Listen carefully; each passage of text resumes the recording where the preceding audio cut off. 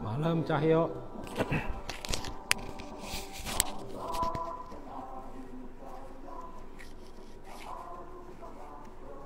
Halo, selamat malam sahabat Kenari semuanya. Kembali lagi di segmen yang paling ditunggu-tunggu oleh sahabat Kenari, yaitu Bincang Kenari. Kali ini saya Hendry Syarifuddin yang akan menjadi host Bincang Kenari malam ini.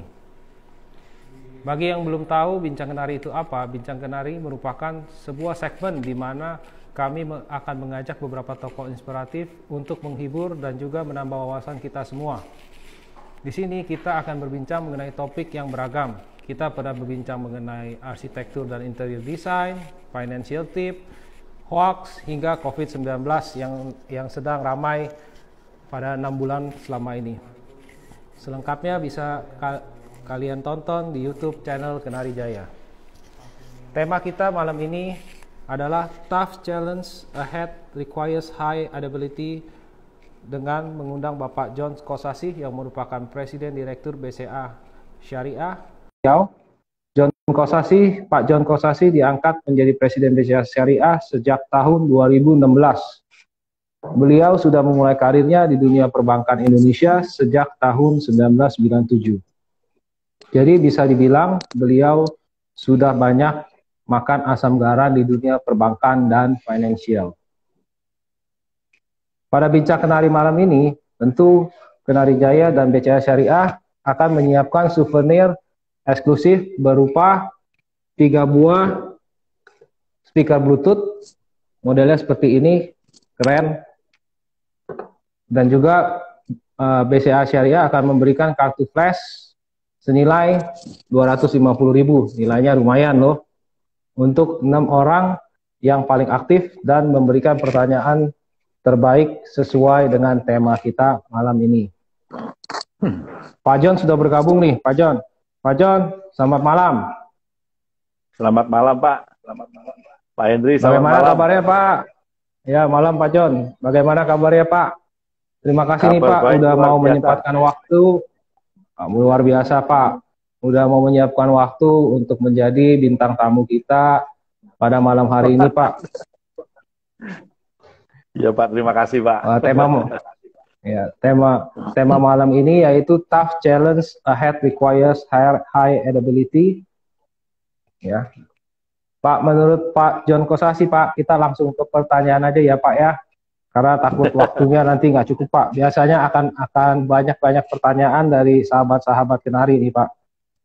Ya, menurut Bapak, tantangan apa lagi yang kemungkinan kita akan alami terutama di bidang perbankan dan finansial mengingat kondisi pandemi saat ini belum menunjukkan progres ke arah yang lebih baik? Ya, baik. Selamat malam, salam sejahtera untuk kita semua.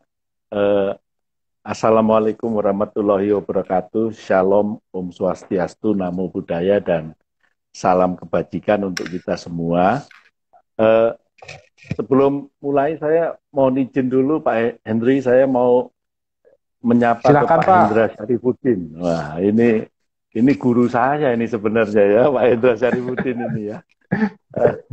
Jadi Pak Hendra, kami mengucapkan apresiasi dan juga terima kasih Pak atas undangan dan juga kesempatan, kehormatan kita bisa sharing di acara Bincang-Bincang Kenari Jaya dengan para sahabat dari Kenari Jaya. Terima kasih Pak Hendra. Salam sehat selalu Pak Hendra. Baik Pak, ini saya nanti presentasi atau saya langsung jawab aja gitu Pak? Kita Enaknya santai aja gimana Pak Pak, kita Hendra? ngobrol aja. Enaknya Pak Don Oh, aja. Ini oke. kan bincang-bincang santai Pak, Oke. bukan yang serius Pak. Yang penting Bapak Iya, iya. sharing ilmunya Pak. Oh, oke. Pak, sekarang ini kemarin itu saya juga ada di acara eh, rapat kerja ya. Kita bilang, saya ngomong juga di sana, saya bilang, pernah dengar yang namanya Charlie Chaplin nggak? Saya bilang gitu. Charlie Chaplin itu ngomong bahwa nothing is permanent, ya kan? Not even your trouble. Jadi nggak ada itu yang permanen ya, termasuk juga Anda punya masalah gitu ya, tidak ada itu. Nah kayak contohnya sekarang pandemi COVID-19 ini. Ini udah menyebar ke seluruh penjuru dunia. Ya, sampai tanggal kemarin aja kalau nggak salah itu sudah hampir 28 juta manusia itu yang terkena Iya, dengan COVID-19. Yang iya. menyedihkan itu ya kurang lebih sekitar lebih dari 900 ribuan orang yang meninggal atau mortality rate-nya itu kurang lebih sekitar 3,2%-an lah gitu. Ada berita baiknya sih. Berita baiknya itu adalah yang sembuh juga cukup banyak. Ya. Yang sembuh itu kurang lebih sekitar 66% atau kurang lebih sekitar 19 jutaan gitu ya. Iya, Nah iya, iya. bagaimana dengan Indonesia sendiri? Indonesia sendiri kalau kita perhatiin ya, Indonesia itu sekarang sudah lebih dari 200 ribu orang kena COVID-19. Indonesia rankingnya terus naik, kalau nggak salah sekarang 23 ya, tapi di bawahnya Filipina ya, Indonesia ini. 200 lebih ribu orang kena COVID-19. Kemudian yang meninggal kira-kira 8 ribuan lebih, atau mortality rate-nya itu kurang lebih sekitar 4%-an lah. Kalau dibilang ya memang lebih tinggi dibandingkan dengan mortality rate yang ada di dunia. Iya, Tingkat iya. kesembuhannya orang Indonesia ini kalau kita perhatiin sekarang itu kan tinggi sekali. Ya boleh dibilang sekitar 72% atau 148 ribu. Ini merupakan sesuatu yang nggak bisa dielakkan. Ya, ini seperti yang tadi saya katakan bahwa ini merupakan perubahan yang harus mau nggak mau harus kita hadapi. Tema hari ini seperti yang tadi dikatakan oleh Pak Hendri, bahwa kita ini dalam rangka menghadapi tantangan yang ke depan, dibutuhkan kemampuan untuk beradaptasi yang baik. Jadi Iya, iya. ini saya kira berlaku untuk masing-masing individu, termasuk dengan dunia usaha, termasuk di dunia perbankan juga. Ya. Nah, dunia perbankan kita tahu bahwa sekarang dengan adanya COVID-19, kita melihat bahwa di dunia perbankan ini, dunia usaha mengalami dampak yang negatif. Pertumbuhan ekonomi di Indonesia di kuartal yang pertama kurang lebih 3%. Lalu kemudian masuk ke kuartal yang kedua, anjlok minus sampai 5%. Kayaknya di kuartal yang Iya. ketiga ini juga bakalan minus lagi gitu ya. Minus lagi ya Pak. Baru, Apalagi PSBB lagi iya, ya Pak ya. baru di ini kan, jadi ini adalah sesuatu Oh, yang iya, tidak terantisipasi ya. Jadi kita harus iya, expect terhadap perubahan-perubahan dan juga kita harus siap terhadap perubahan-perubahan iya, tersebut. Salah satu contohnya itu iya, yaitu yang ini hari ini, ya kan PSBB. Ya, PSBB dikatakan kemarin langsung bursa saham hari ini anjlok. Ya, siapa yang iya, kemarin itu iya, beli, ya kan BCA punya saham itu kira-kira 32 ribuan. Oh, tadi anjlok iya. sampai 28.350. Mungkin kalau tadi Pak Henry Tadi beli, sempat naik sempat lagi menjadi 27 Pak. Sempat high Iya, high 27 nah, Pak tadi Pak. Terus pas iya, penutupan ada naik sedikit ya. Iya, iya, jadi 29-an gitu ya. Nah, kalau iya, sampai heeh, heeh. sampai misalnya Pak Henry beli, sempat beli gitu ya, ini bisa aja kemungkinan nanti Mm-mm. naik. Atau mungkin hari Senin nanti bisa aja terjadi perubahan. Ya, jasa Iya, marga, kalau kita perhatikan, begitu ngomong PSBB, begitu ada informasi tidak boleh menaikkan yang namanya tarif tol, langsung harganya turun. Ya. Nah, kembali iya, ke dunia perbankan. Dunia perbankan kemarin waktu di bulan Maret, ya, itu pemerintah mengeluarkan berbagai macam stimulus. Ya, POJK 011 dikeluarkan untuk mengantisipasi terhadap perubahan kualitas aktiva dan juga terkait dengan restrukturisasi kredit. Ya, sempat dunia perbankan ketika kuartal yang pertama kita semua punya kinerja positif. Masuk ke kuartal yang kedua, begitu dijalankan PSBB kan mulai kalau nggak salah tanggal 5 ya, tanggal 10 ya, 10 April. Maret ya Pak ya? Mulainya kayak akhir Maret ya Pak ya? Nah, mulainya akhir. Jadi gini, tanggal 2 Maret itu ada 2 kasus di Indonesia. Lalu tanggal 11 Maret, WHO mengumumkan ini pandemi. 23 Maret, bursa saham anjlok. Ya kan? Ya. Kurs kalau nggak salah lompat sampai 16.800. Saya nggak tahu waktu itu Pak Henry sempat beli US dollar atau enggak. Iya. Halo, Pak John, apa kita ini yang hilang? Ya, tadi sempat keputus Pak John.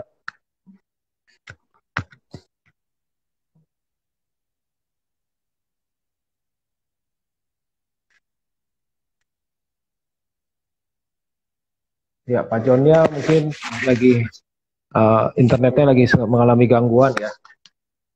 Sorry Pak, gitu ya. Oke. Nah lalu kemudian sempat turun lagi ke 13.800, ya kan. Kemudian naik lagi sekarang di 14.800, 14.87, 14.900 lah kurang lebih gitu.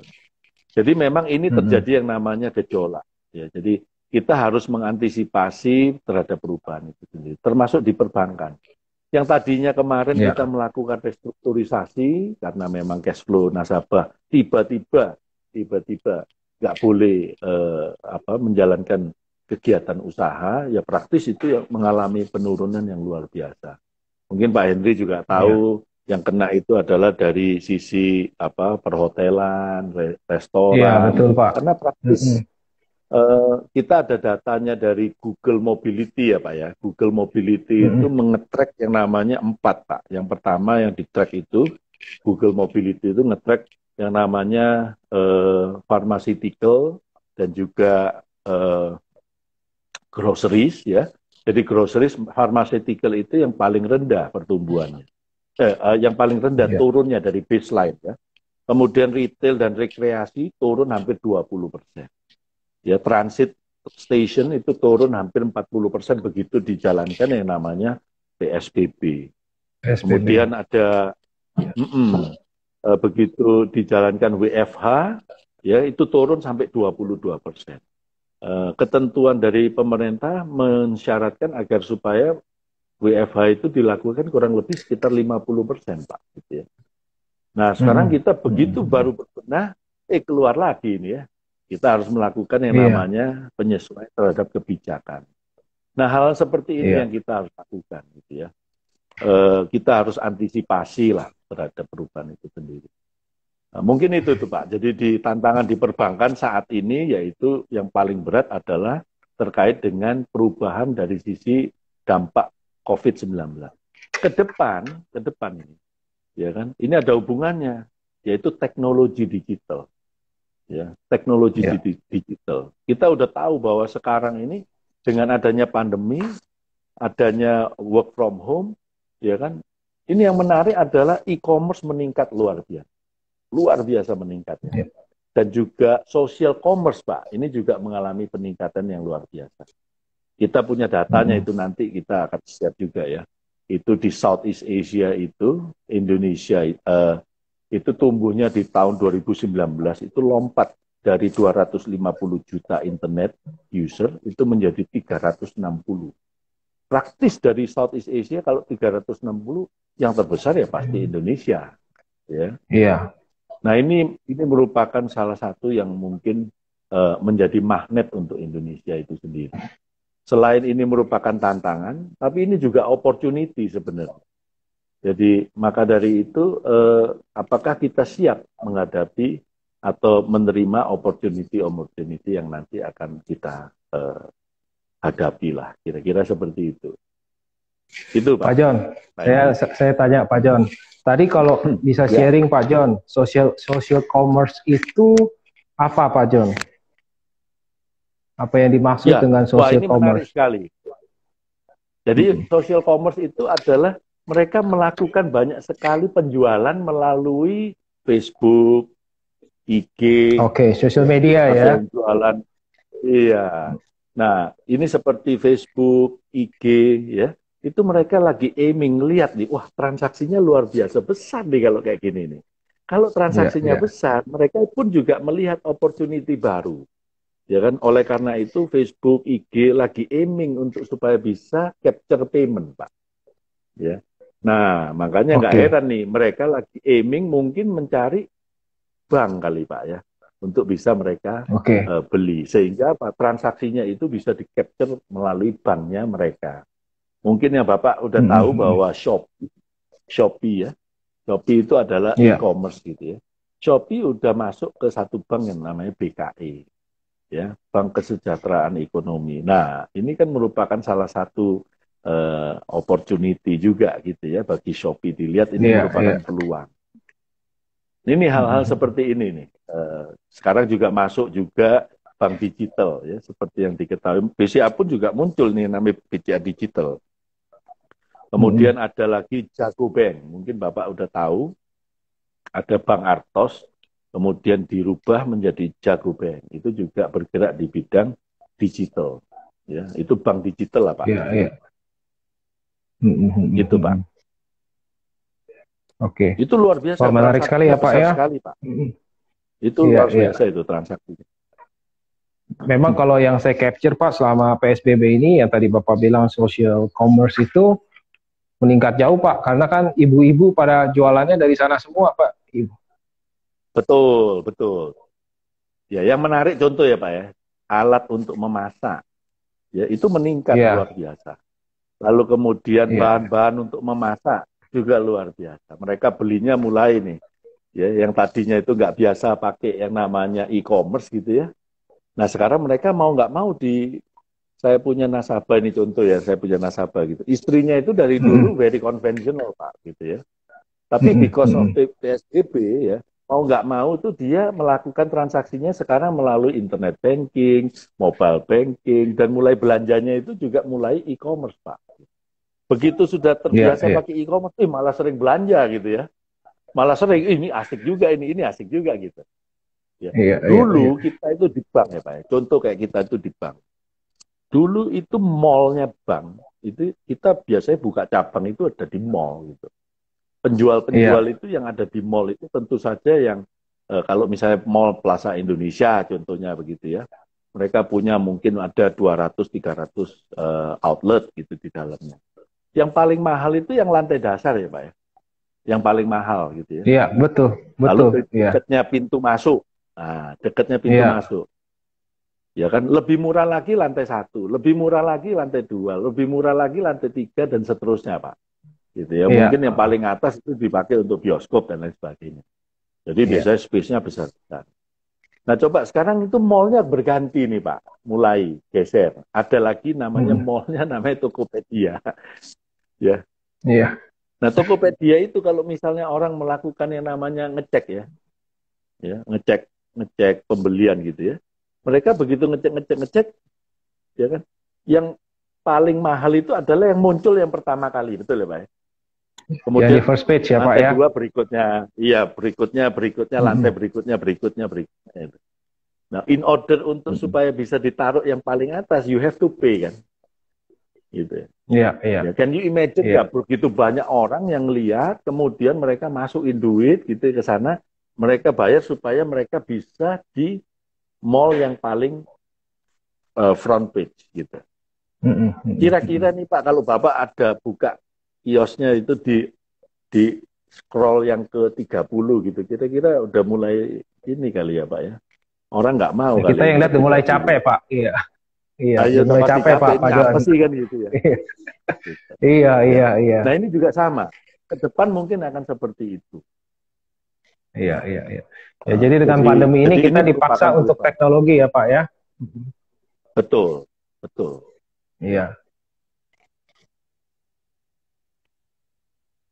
Eh, saya juga ada data Pak ini ya.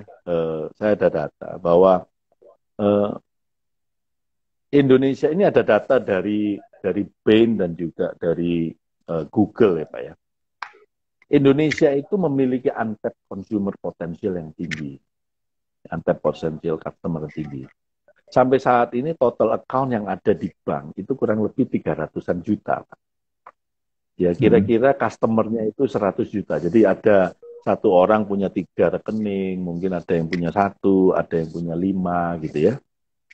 Mungkin juga ada satu rekening punya beberapa rekening di satu bank, mungkin juga punya beberapa rekening di beberapa bank kan gitu ya.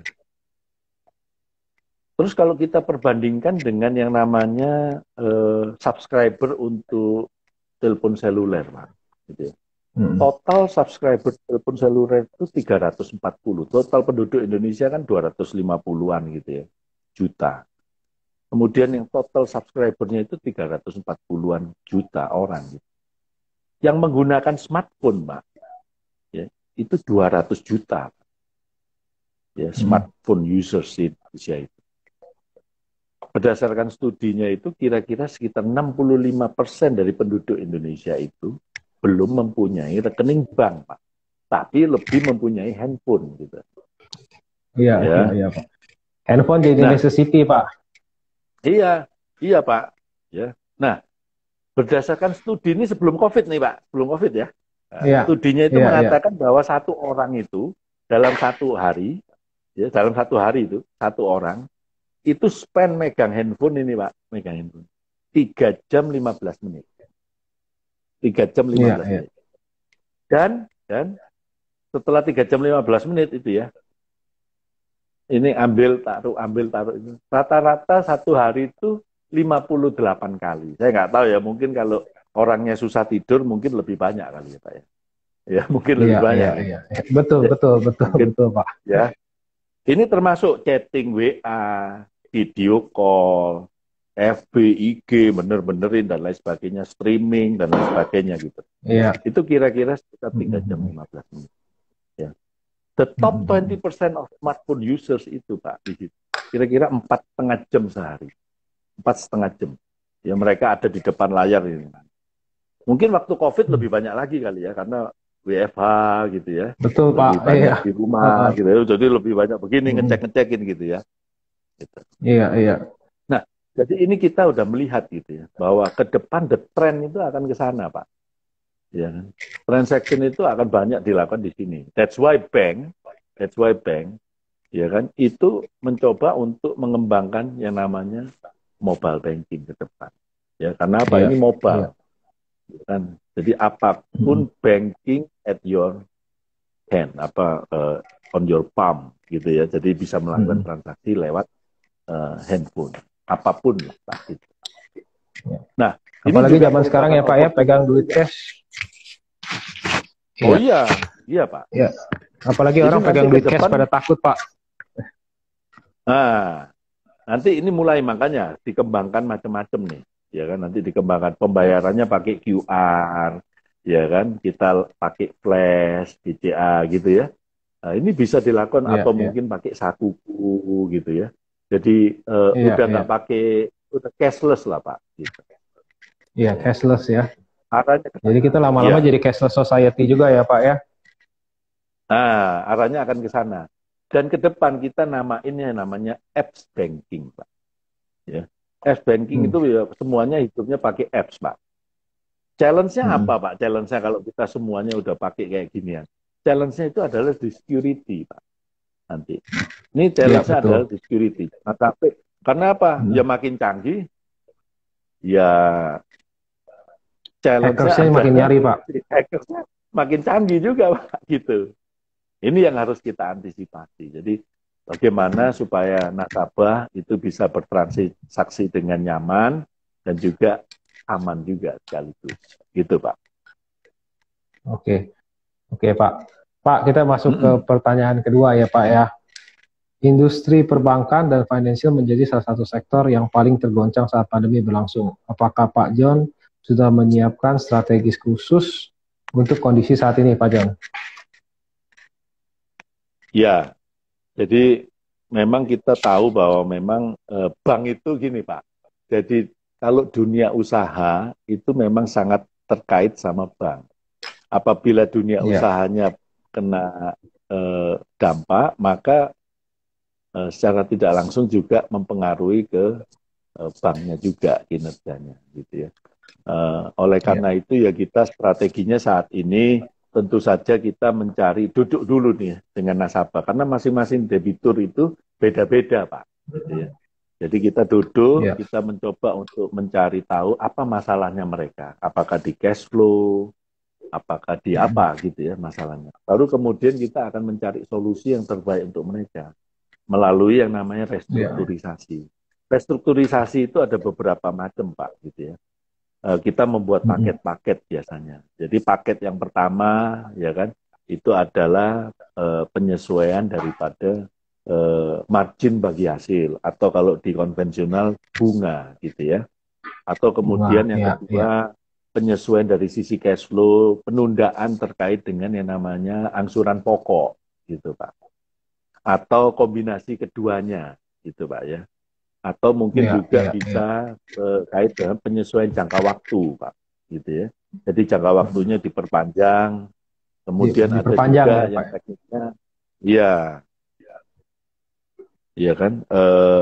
Jadi kemudian juga ada lagi yang kita coba sesuaikan, yaitu terkait dengan apakah debt to equity, Pak, ya, debt to equity, conversion, ya, lalu kemudian juga ada juga yang kombinasi daripada pokok, penundaan dari bagi hasil atau bunga, ya, kalau di konvensional, ini yang kita lakukan, Pak. Jadi itu adalah Oke. beberapa yang biasanya dilakukan oleh bank, gitu. Jadi solusinya itu adalah restrukturisasi. Bentuknya apa? Ya disesuaikan Pak dengan masing-masing debitur. Nasabah ya. Jadi Iya, mencari solusi dengan bersama masing-masing nasabah lah ya, Pak ya. Iya, Supaya mencari jalan nggak bisa keluar terus yang kemudian ya iya kadang-kadang saling bank kasih oh menyelamatkan, ini Pak. kasihnya begini Pak. Iya, kita kan mitra ya, jadi kita cari solusi Iya, bareng-bareng lah. Nah, iya, iya. gitu Tadi kan Pak. yang seperti hari ini kan harus adapt, Pak. Kita harus beradaptasi, Pak. Iya, iya, Karena dengan memang kondisi pandemi ini kita butuh. harus beradaptasi terus.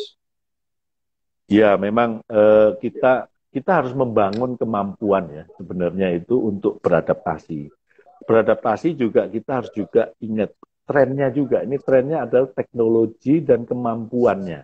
Jadi kita harus Ya, membangun organisasi yang teknologi digital infrastrukturnya ready dan kemampuan dari organisasi itu untuk menggunakan teknologi digital tersebut.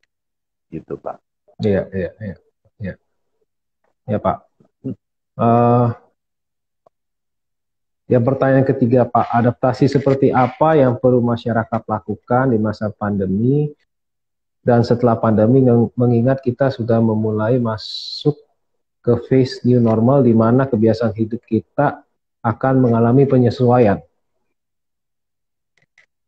Ya, uh, ini gini Pak, memang mau nggak mau kita harus menyesuaikan terkait dengan perubahan ya Pak ya.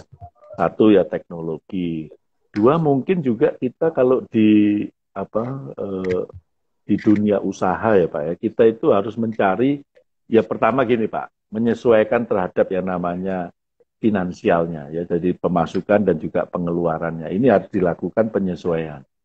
Ya kan kita harus lihat mana biaya-biaya yang mungkin bisa ditunda, ya kita tunda. Biaya-biaya yang nggak perlu, ya kita nggak perlu lakukan gitu ya. Jadi kita harus melihat gitu. Dan kemudian kita harus menyesuaikan juga ke depan ini seperti apa. Contoh ya Pak, contoh. Eh, contoh sekarang itu kalau kita perhatikan salah satu industri atau sektor yang sangat berkembang itu logistik Pak. Gitu. Ya, Jadi saya lagi mikir nih ya, mungkin Kenari Jaya boleh juga mikirin yang namanya logistik gitu ya. Karena Kenari itu iya, kan iya, sudah punya yang namanya logistik, punya iya, infrastrukturnya, punya gudangnya, punya orangnya, punya sistemnya, ya. Reputasi udah nggak usah iya, ditanya kan gitu ya. Nah itu mungkin bisa jadi iya, iya, alternatif. Cuman barangnya bukan barangnya Kenari sekarang, ya. Itu Iya, iya, iya. adalah salah satu kita mengantisipasi mungkin untuk perubahan eh, ke depan gitu. Itu Pak. Wah, Saya thank you punya loh Pak, nasabah. masukannya itu masukan bagus tuh Pak. Buat kita Pak, nanti boleh kita pikirin Pak di tim Kenari Pak. Menjadi perusahaan Iya Pak. distribusi, mungkin ya jadi distribusinya ya masih searah lah ya Pak ya, yang bahan bangunan ya Pak ya. Iya, iya yang bahan bangunan Pak. Saya ngelihat gini Pak, saya Mm-mm. terus terang saya beberapa hari yang lalu itu ketemu sama satu nasabah Pak gitu ya. Dia itu bergerak di bidang transportasi Pak. Jadi dia bergerak di transportasi itu mereka bisa mengirimkan barang dan rupanya yang ketika saya dimasuk ke dalam mereka punya apa mereka punya eh, sistem gitu ya. Mereka itu bisa nge-track yang namanya mereka punya mobil Pak atau truk. Jadi mereka bisa nge-track tuh Pak di mana aja truknya ya. Jadi truknya itu ada yang dia tahu nih jalannya larinya berapa kilometer per jam. Lalu kemudian dia bisa tahu berhenti di mana. Mesinnya nyala atau enggak itu dia juga tahu Pak. Wah, Mesinnya luar nyala biasa dia ya. tahu. Jadi dia berhenti, mesinnya nyala, dia tahu Pak. Berhentinya berapa Iya, lama, iya, dia tahu Pak. Wing iya, box-nya iya, kebuka Pak, ini wing box kebuka nih. Dia juga tahu Pak. Wing box iya, iya. kebuka, bukan di tempat tujuan, dia tahu Pak. Wah, Kalau hebat sampai misalnya sedetail ada itu ya Pak tombol ya. darurat, iya Pak. Jadi dia bisa tahu, karena khawatirnya itu dirampok Pak. Gitu. Jadi dia sampai membuat sistem seperti itu. Dan kemudian ini juga tidak hanya dia yang memonitor Pak, tapi nasabah memonitor juga Pak gitu. Jadi kalau dia mau Iya, iya, tahu kirimannya di nomor berapa gitu ya, dia bisa memonitor sekarang sudah sampai mana. Ngebut atau enggak. Sudah sampai atau iya. enggak. Wingbox dibuka berapa lama, penurunannya berapa lama, naiknya onloading, offloading, tutup, jalan lagi, dia tahu Pak. Jadi menurut saya ini Iya, suatu yang saya pikir ini adjusting to new normal Pak. Gitu. Ini salah satu bentuk daripada adjustment terhadap new normal. Kemudian mereka juga mencoba untuk kalau misalnya ini antar jemput karyawan gitu ya Pak ya. Mereka udah tahu nih kapan berhentinya di mana, jam berapa karyawan tersebut masuk Pak ke dalam bis tadi. Jadi dia bisa tahu nih, masuk si karyawannya oh jam sekian, jam sekian, jam sekian, jam sekian gitu. oh, Jadi oh, Bapak bisa hebat membayangkan sistemnya. nyampe sampai jam berapa mereka tinggal. Nah, data tersebut bisa di crossing dengan datanya HRD ketika mereka masuk, Pak. Gitu. Iya, iya, Bisa saja kan begitu sampai di depannya kantor, mereka turun nggak langsung masuk, Pak. Nggak langsung masuk iya, ke kantor. Bisa aja berkeliaran ke warung dulu deh, 30 iya, menit iya. gitu.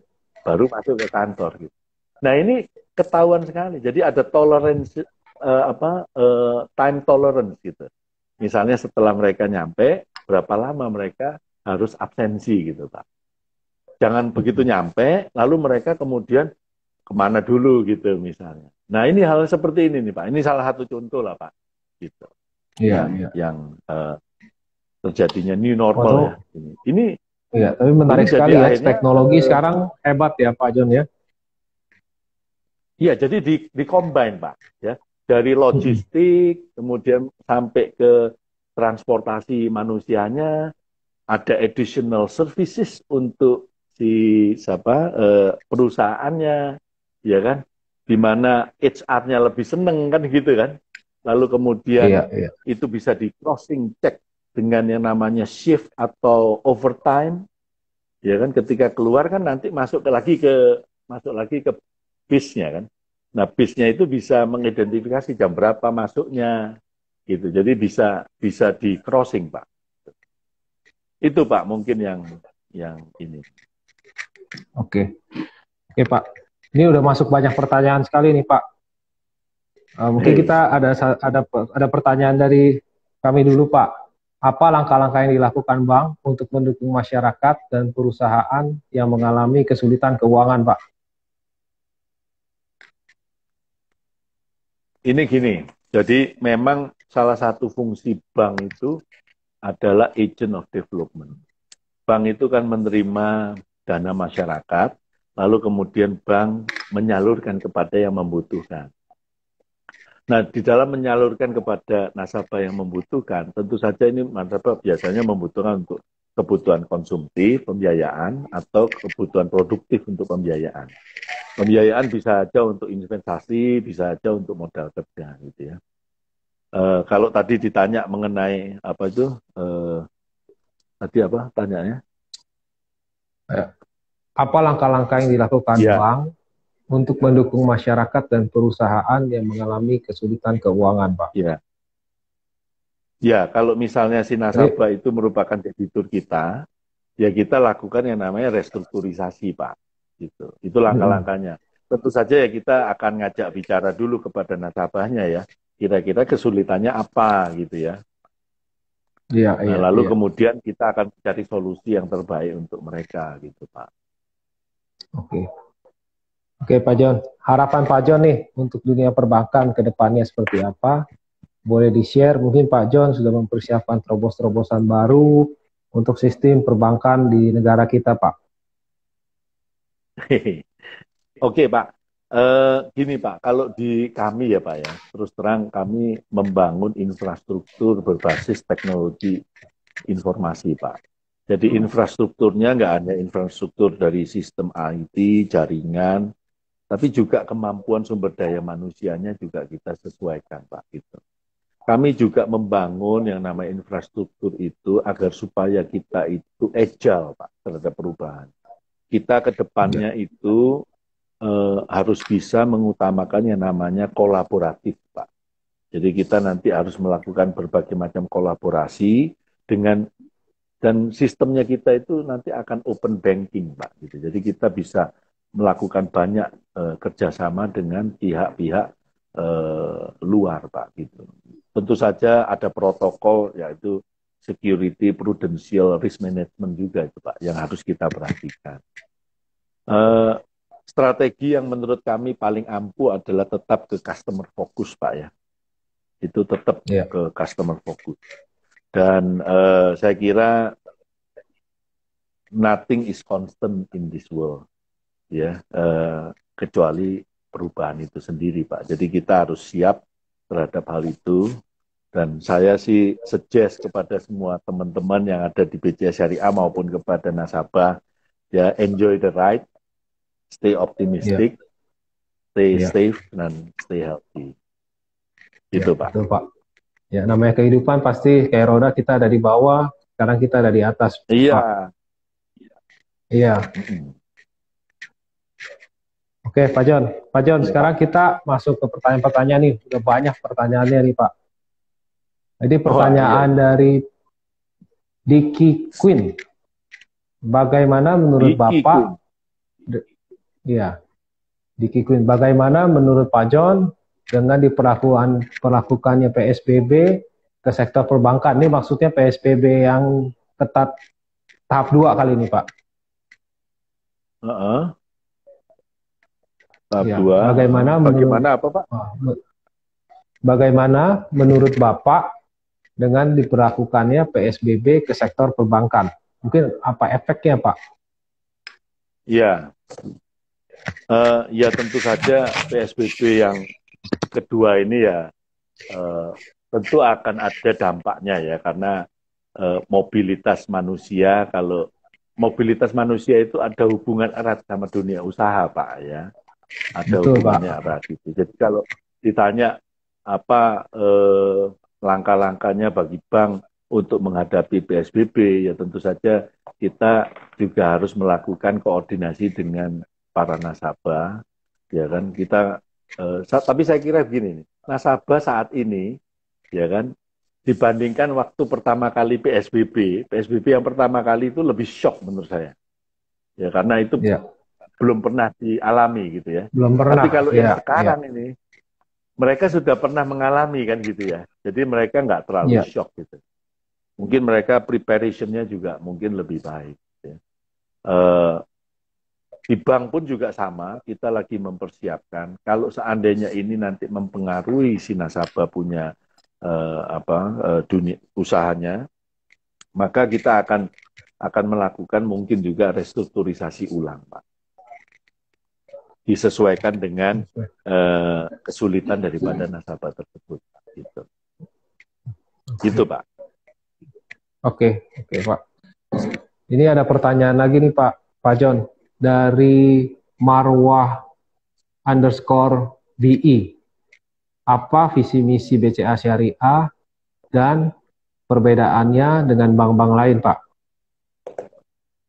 Ya, kita ingin menjadi bank syariah andalan dan pilihan masyarakat, gitu ya. BCA Syariah ini kepengen menjadi payment settlement, ya Pak ya. Jadi kita kepengen menjadi payment settlement bank dengan membangun infrastruktur yang handal di SDM dan lain sebagainya. Ini saya bacain aja ya, mengembangkan SDM dan infrastruktur yang handal sebagai penyedia jasa keuangan syariah dalam rangka memahami kebutuhan dan memberikan layanan yang lebih baik bagi nasabah. Maksudnya lebih baik itu dari waktu ke waktu terus-menerus kita mencoba untuk lebih baik. Kemudian yang kedua, membangun institusi keuangan syariah yang unggul di bidang penyelesaian pembayaran. Jadi payment settlement, Pak, gitu ya. Penghimpunan dana dan pembiayaan bagi nasabah, baik bisnis maupun perorangan, Pak. Jadi baik individual maupun non-individual, Pak. Visinya kami ingin menjadi bank syariah andalan dan pilihan masyarakat, Pak. Mudah-mudahan bisa menjadi bank terbaik di Indonesia dan juga mungkin di regional. Gitu, Pak. Pasti bisa, Pak. Saya yakin, Pak. Amin, Pak. Ini pertanyaan lagi, Pak, dari Ibu dari @Fani_Ulan. Laba bersih BCA Syariah tumbuh sekitar 8,7%. Strategi apa yang diterapkan? Gini, Pak. Suruh buka dapur, Pak. Ini buka dapur. Pak, jadi gini, memang salah satunya itu kita punya strategi dari dulu yang kita coba terus konsisten jalankan ya. Strategi kita itu adalah quality growth, quality and sustainability growth, Pak. Gitu ya. Melalui yang namanya customer relationship dan customer partnership yang baik, Pak. Ya, dengan tetap menjaga asas prudent banking, ya, dan good corporate governance. Jadi untuk bisa menjadi bank dengan pertumbuhan dan kualitas yang selalu terjaga dengan baik, kita perlu melakukan yang namanya strategi yang baik terhadap customer relationship dan customer partnership yang baik, Pak. Gitu. Tapi tetap menjaga yang namanya protokol, prudent banking practice, dan juga good corporate governance. Kalau Bapak perhatikan, kinerjanya BCA Syariah itu, ini ke Ibu Wani Wulan ya, perhatikan gitu ya. Jadi Bank BCA Syariah itu tumbuh sejak tahun 2010, terus sampai sekarang tumbuhnya itu nggak pernah begini nih, aclok-aclok nih, nggak pernah. Ya, tumbuhnya BCA Syariah itu terus begini. Ya, kualitasnya sementara dari sisi NPF itu kita jaga terus rendah.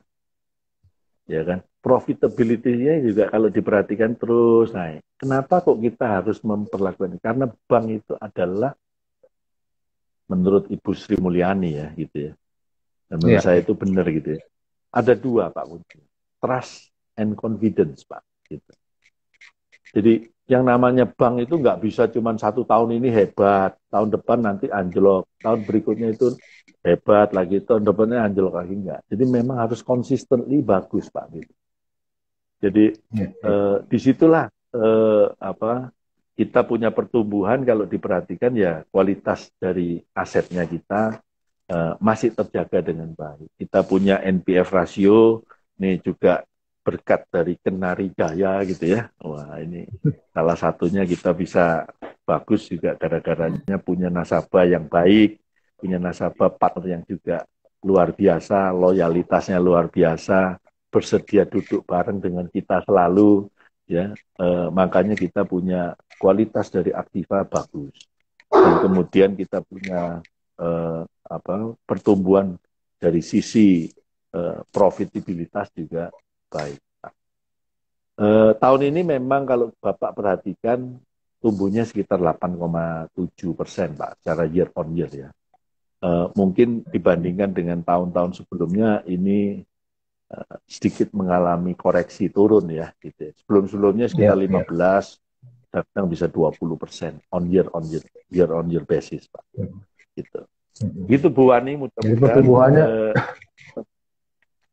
terjawab. Berarti iya, pertumbuhannya luar biasa ya Pak ya, BCA Syariah ya. iya, Dari tuh. year to year-nya bisa sampai 15% ya. Karena ada pandemi aja ya Pak ya, jadi turun ke 8,7 ya, luar biasa nih, mesti dikasih applause Iya. nih ke Pak John nih, mau kemungkinan Pak John. Thank you Pak, thank you Pak. Iya Pak. Oke, Pak John, kita masuk ke pertanyaan next question ya Pak John ya. Apa ini dari Panji K77? Apa yang dilakukan BCA Syariah untuk survive terhadap ancaman dari neobank?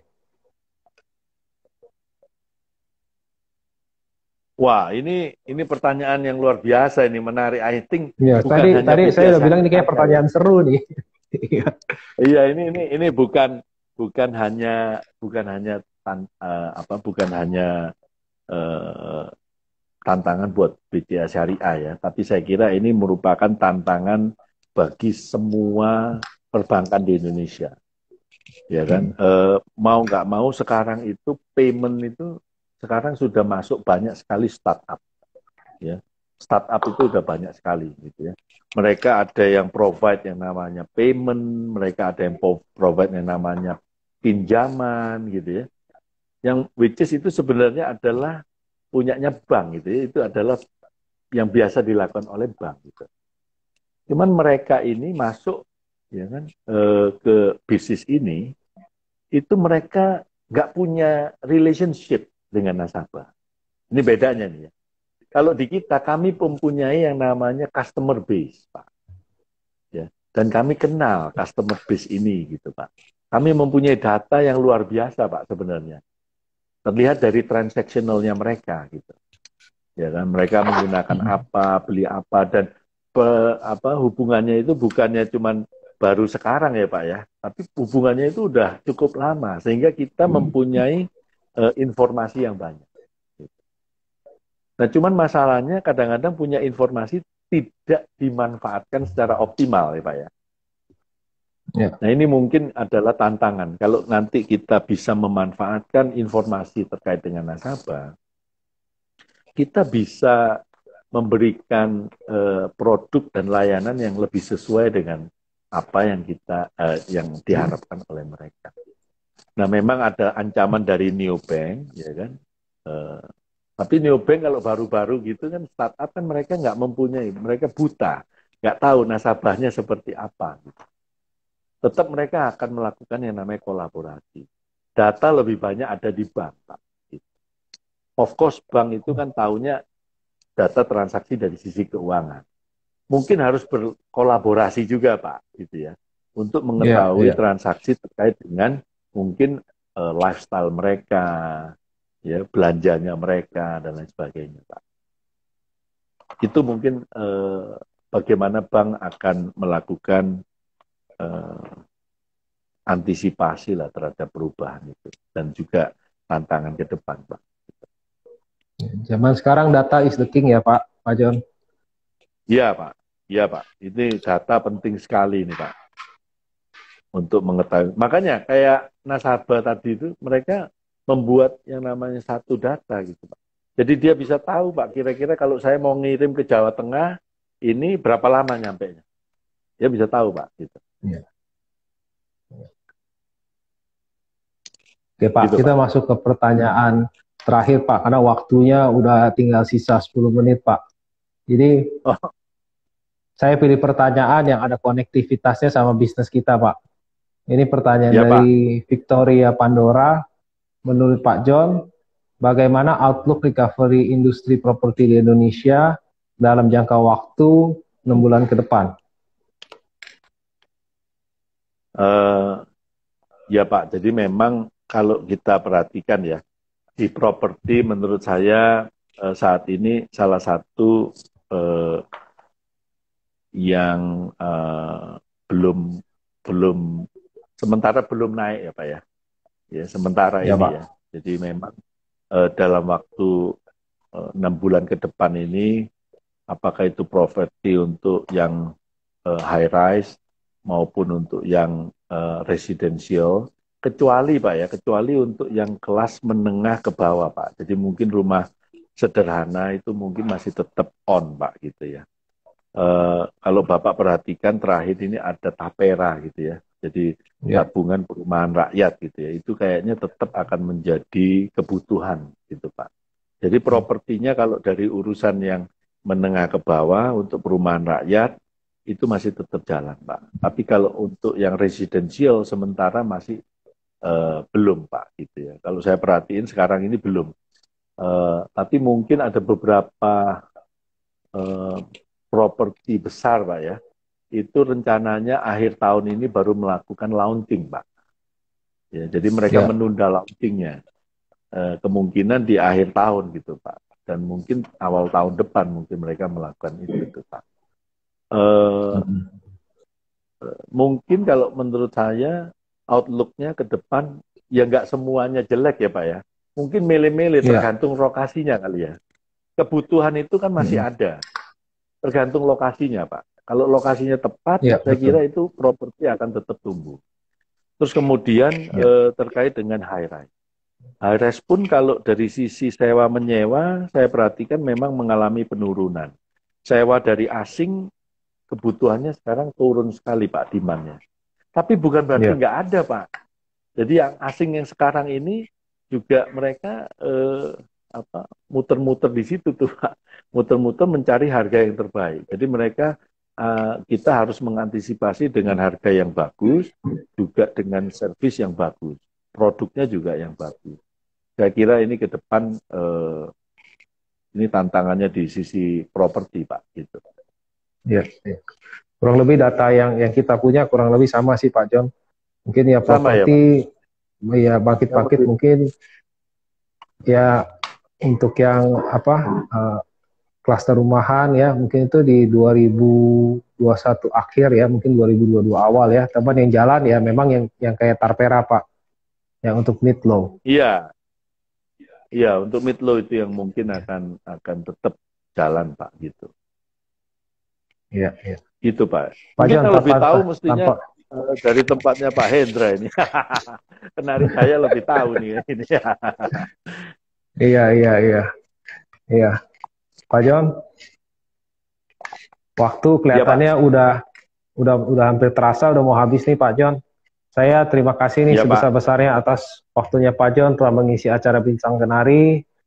Ya, semoga sahabat Kenari bisa mendapatkan inspirasi dari perbincangan kita malam ini agar kita semakin siap dalam menghadapi segala kemungkinan yang akan terjadi di dunia perbankan dan finansial saat pandemi dan setelah pandemi. Pak John, terima kasih Pak John. Pak. Nanti kapan setelah PSBB kelar kita boleh bergabung lagi makan-makan nih Pak John. Oh pasti Pak, terima kasih Pak. Sekali lagi saya mengucapkan terima kasih atas kesempatan, kehormatan bisa ngobrol-ngobrol dengan sahabat Kenari Jaya. Mohon maaf sebelumnya kalau seandainya ada yang kurang-kurang. Sekali lagi yang jagoan itu mestinya Pak Hendra Syarifuddin. Beliau adalah gurunya kita semua ini ya. Sudah mengarungi yang namanya dunia usaha. Saya kira berapa tahun? Ada 40 tahun lebih kali ya. 40 tahun ya. Sekarang kita 55 tahun, Pak. Nah, 55 Pak. Tahun ya, 55 tahun luar biasa gitu. Terima kasih Pak sekali lagi. Kita dengan senang hati bisa bersama-sama ketemu di sini.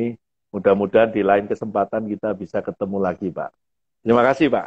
Terima kasih Bapak Ibu semuanya. Mohon maaf sekali lagi. Ya Pak, terima kasih. Oke, selamat malam Pak John. Ya, selamat malam. Selamat malam Pak. Terima kasih.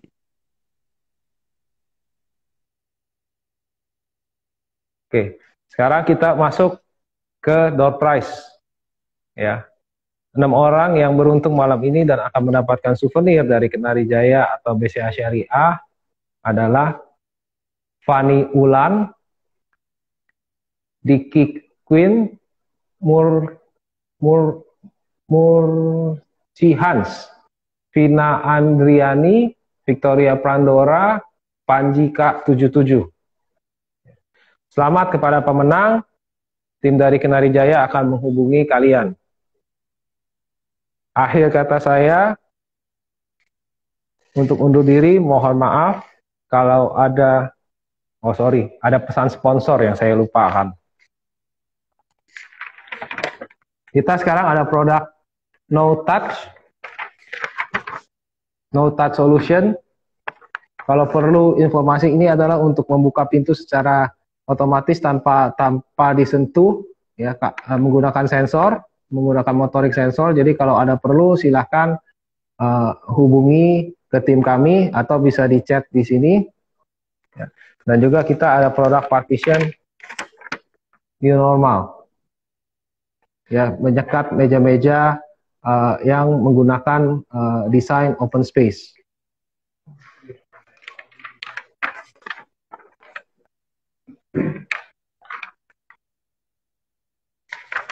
Dan juga footpool, ya, ini untuk membuka pintu dengan kaki. Untuk informasi lebih jelas bisa melihat di website kami di www.kenarijaya.co.id, ya, atau follow Instagram kami di Kenari Jaya, atau hubungi di CS kami 081285677070. Sekali lagi 081285677070 atau di 081905061717. Sekali lagi 081905067171. Oke, akhir kata saya undur diri. Mohon maaf kalau ada salah-salah kata yang tidak disengaja. Sampai bertemu di Bincang Kenari selanjutnya dengan bintang tamu yang tidak kalah menariknya. Selamat malam semuanya.